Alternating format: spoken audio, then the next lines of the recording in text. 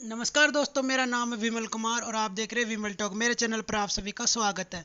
तो दोस्तों, आज हमारी राजस्थान जिला दर्शन की प्रथम क्लास है।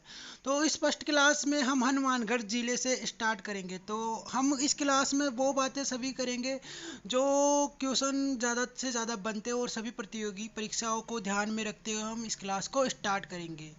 तो हम यहाँ पे कुछ बेसिक नॉलेज से स्टार्ट करते हुए आगे बढ़ेंगे और हम यहाँ पे इस क्लास में बेसिक नॉलेज पढ़ेंगे। तो स्टार्ट करने से पहले कहना चाहूँगा, अगर आप हमारे चैनल पर नए हो तो प्लीज़ चैनल को सब्सक्राइब कर लीजिएगा ताकि आपको आने वाले राजस्थान जिला दर्शन की क्लासें मिलती रहे।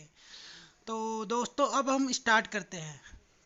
अब हम बात करते हैं, तो बात जैसे कि हम बात करें स्थापना की, तो हनुमानगढ़ जिले की स्थापना 12 जुलाई 1994 को हुई थी और ये राजस्थान का 31वां जिला बना।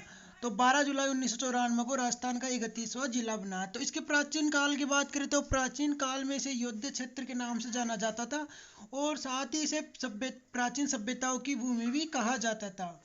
तो यहाँ पे सबसे जो ज़्यादा पुराना है तो वह है बठनेर दुर्ग। यहाँ पे ये बठनेर दुर्ग बहुत ही पुराना दुर्ग बना हुआ है, जो 298 ईस्वी में भाटी शासक भूपत भाटी ने इसका निर्माण करवाया था। तो बठनेर दुर्ग के बारे में हम ज़्यादा जानकारी जब दुर्ग वाले टॉपिक पढ़ेंगे तो उसी में लेंगे। तो यहाँ पे इसका इतना ध्यान रखना होगा आपको कि ये 298 ईस्वी में भूपत भाटी ने इसका निर्माण करवाया था। अब हम बात करते हैं हनुमानगढ़ के जो प्रमुख मंदिर है। तो मंदिरों में सबसे पहले नाम आता है गोगा मेड़ी मंदिर। तो गोगा मेड़ी मंदिर है गोगा जी का मंदिर है, जो गोगा मेड़ी में स्थित है, नौहर तहसील में। तो इसके बारे में हम खास बातें कर लेते हैं। तो कुछ खास बातें हैं इसके बारे में। तो खास बातें यह है कि इसे जहार पीर या सर्पों का लोक देवता भी बोला जाता है गोगा जी को। साथ ही इसका जो मंदिर है ये मकबरे नुमा मंदिर है, मकबरे के आकार में बना हुआ है। वहीं बात करें इसके निर्माण की, तो इसका निर्माण फिरोज शाह तुगलक ने इसका निर्माण कराया था। वहीं हम प्रवेश द्वार पर इसके बिस्मिल्लाह चिन्हित है। और इसका मेले की बात करें तो मेला गोगा नवमी को भरता है, जो कृष्ण जन्माष्टमी के दूसरे दिन आती है। और वहीं इसके बात करें पुजारियों की, तो पुजारी इसमें 11 माह तक मुसलमान पुजारी और 1 माह तक हिंदू पुजारी इसमें होते हैं। तो हम गोगा जी के बारे में और भी कई बातें हैं, तो उनको हम अगले अध्याय में जब गोगा जी या मंदिरों वाला पाठ करेंगे तो उसमें पढ़ेंगे, जब लोक देवताला। तो जैसे कि आपने देखा कि इस प्रकार गोगा जी के मंदिर की कुछ विशेषताएं, जो हमने मुख्य विशेषताएं इसमें यहाँ पे शेयर की है आपसे। अब हम बात करते हैं अगले मंदिर की। अब इस मंदिर का नाम है शीला माता का मंदिर। तो शीला माता का मंदिर की बात करते हैं, हनुमानगढ़ जिले में जो घग्गर नदी है उसके वाद क्षेत्र में स्थित है। और यहाँ पे मुस्लिम पुजारी शीला पीर के नाम से इसकी पूजा करते हैं। वही बात करें तो यहाँ पे नमक का पानी चढ़ाया जाता है और मेला यहाँ बढ़ता है भाद्र शुक्ल एकादशी को। तो ये मेला बढ़ता है भाद्र शुक्ल एकादशी को, इसका मेला लगता है। अब बात करें अगले मंदिर की, तो अगला मंदिर है भद्रकाली का मंदिर। तो एक भद्रकाली का मंदिर भी हनुमानगढ़ जिले में बना हुआ है। ये इसकी बात करते हैं, हनुमानगढ़ जिले में एक अमरपुरा गांव है, तो वहाँ पे ये मंदिर स्थित है। और इसके निर्माण की बात करें तो इसका निर्माण महाराजा राम सिंह ने इसका निर्माण कराया था। तो अब हम एक मंदिर है ब्राह्मणी माता का मंदिर। तो ब्राह्मणी माता का मंदिर पल्लू गांव में स्थित है और इस यहाँ पे हर महीने ही अष्टमी नवमी को मेला लगता है और नवरात्रों में भी यहाँ पे मेला लगता है। जैसा कि अब बात कर लेते हैं यहाँ पे कुछ मुख्य स्थानों की। तो मंदिर ज़्यादा तौर पे हमने देखा कि 3 से 4 मंदिर, इतने ही मंदिर हैं वहाँ पे मुख्य रूप से।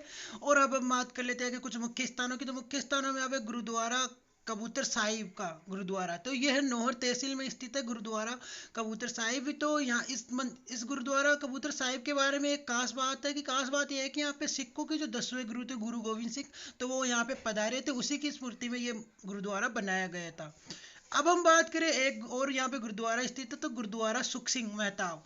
तो ये गुरुद्वारा सुख सिंह मेहताब हनुमानगढ़ शहर में स्थित है। दोस्तों, यहाँ पे सॉरी चाहूँगा कि माफ़ी चाहूँगा कि ये नौहर यहाँ पे टाइप हो गया बगैर, बट ये हनुमानगढ़ शहर में स्थित है, मुख्य रूप से हनुमानगढ़ शहर में स्थित है। तो अब हम बात करें यहाँ पे एक खरखेड़ा गांव की। तो खरखेड़ा गांव की खास बात यह है कि यहाँ पे इंदिरा गांधी नहर जो राजस्थान में प्रवेश करती है, तो वो खरखेड़ा गांव से ही प्रवेश करती है। तो खरखेड़ा गांव से इंदिरा गांधी नहर राजस्थान में प्रवेश करती है। अब हमें अगला स्थान है पल्लू गांव। तो पल्लू गांव के बारे में बात करें तो यहाँ से पल्लू गांव से के बारे में यह है कि यहाँ से सरस्वती की जो 2 जैन मूर्तियाँ मिली है। इनकी बात करें तो ये जो 2 जैन मूर्तियाँ मिली थी, ये अभी वर्तमान में राष्ट्रीय संग्रहालय दिल्ली में रखी हुई है। तो वहाँ पे ये सुरक्षित रूप से रखी हुई है। तो अब बात करें यहाँ पे इस गांव की, तो इस गांव में खेल के सर्वाधिक सामान भी मिले हैं। तो सर्वाधिक सामान की बात करें तो खेल का जो सर्वाधिक सामान राजस्थान में बनता है तो उसका निर्माण यहीं पे होता है। अब हम यहाँ पे नदियों की बात कर लेते हैं, तो नदियों में हमें मुख्य रूप से एकमात्र नदी है जो घग्गर नदी है।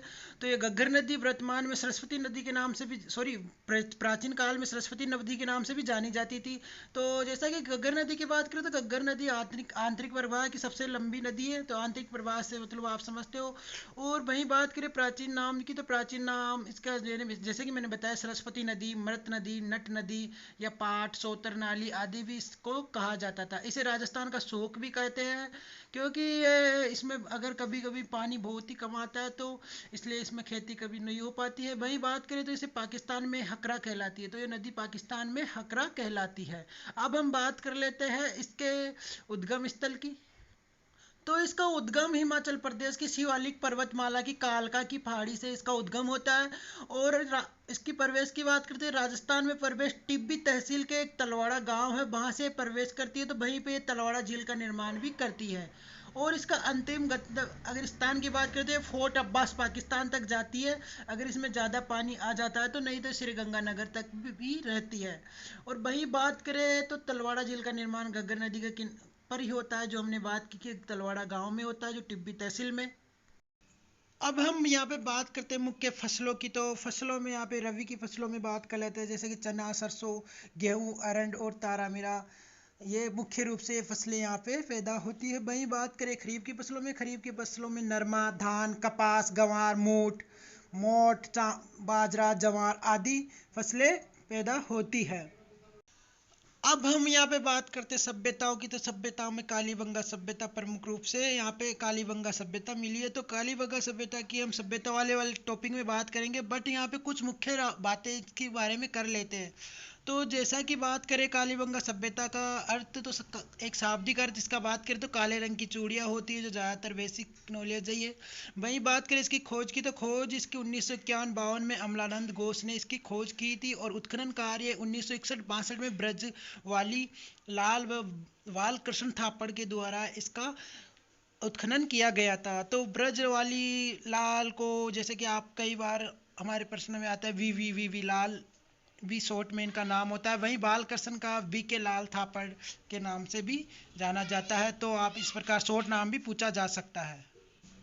बात करें इसके समय की, तो समय इसका अलग अलग मिला है, मगर जो प्रमाणिक रूप से मान्यता समय है या फिर जो ज़्यादातर पुस्तकों में माना गया है, तो वो समय यहाँ पे 2300 ईसा पूर्व से लेकर 1750 ईसा पूर्व तक इसका समय काल माना गया है। जो C14 रेडियो प्रणाली के अनुसार माना गया कि जो C14 रेडियो प्रणाली एक समय ज्ञात करने की प्रणाली है। और वहीं बात करें तो कालीबंगा एक त्रिस्तरीय कांस्य युगीन मात्र सत्तात्मक एकल परिवार प्रणाली व नगर सभ्यता थी। तो ये एक नगरीय सभ्यता थी। अब इसके बारे में हमने जैसा कि बात कर ली है, वहीं हम कुछ अन्य सभ्यताओं की भी बात कर लेते। तो पीलीबंगा सभ्यता भी यहाँ से मिली है, जिसमें पीलीबंगा सभ्यता के बारे में हनुमानगढ़ जिले में खास बात यह है कि यहाँ ईंटों का कुआं मिला है, मुख्य रूप से इसकी खास बात यही है। वहीं बात करें एक सभ्यता और मिली है, रंग महल सभ्यता। तो रंग महल सभ्यता की मुख्य बात यह है कि इसका खुदाई डॉक्टर हन रीड के नेतृत्व में इसकी खुदाई हुई थी। तो खास बात यही हमें यहाँ पे याद रखने योग्य है। तो इस प्रकार और भी कई सभ्यता मिली, मगर उनमें से ज़्यादातर क्वेश्चन नहीं बनते, इसलिए हमें ज़्यादा है नहीं। तो हम नॉर्मल सभ्यताओं के बारे में हमने पढ़ लिया। तो इस प्रकार हमने हनुमानगढ़ ज़िले की बेसिक जानकारी यहाँ पे इस वीडियो में पढ़ी है। तो दोस्तों अब आपको ऐसे ही वीडियो यहाँ पे मिलते रहेंगे। तो ये देखा कि आपने पिक्स नोट्स के रूप में है, तो इस प्रकार आप नोट्स भी बना सकते हो इनसे। तो इस प्रकार अगर नोट्स वाले ऐसे ही वीडियो आपको चाहिए तो आप इस चैनल को सब्सक्राइब कर लीजिएगा, ताकि आपको अन्य वीडियो भी मिलते रहे। तो इस प्रकार हम पूरे राजस्थान के पूरे 33 ज़िलों के बारे में जानकारी लेंगे और उनके नोट्स बनाएंगे। तो हनुमानगढ़ ज़िले के बारे में मैं कहना चाहूँगा, इसके बारे में ज़्यादातर क्वेश्चन नहीं आते, तो जो क्वेश्चन आते थे लगभग उन पे हमने लगभग बात कर ली है। तो इस प्रकार और भी ज़िले हैं, तो हमारा वीडियो और लंबा भी हो जाएगा और ज़िलों में तो बात करें तो हनुमानगढ़ ज़िले के बारे में जो जितनी नॉलेज थी वो हमने कर ली है।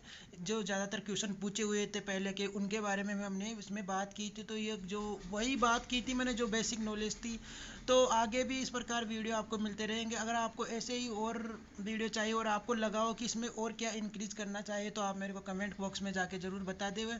तो अगर आपको क्लास पसंद आए तो प्लीज़ इस वीडियो को लाइक ज़रूर कर दीजिएगा।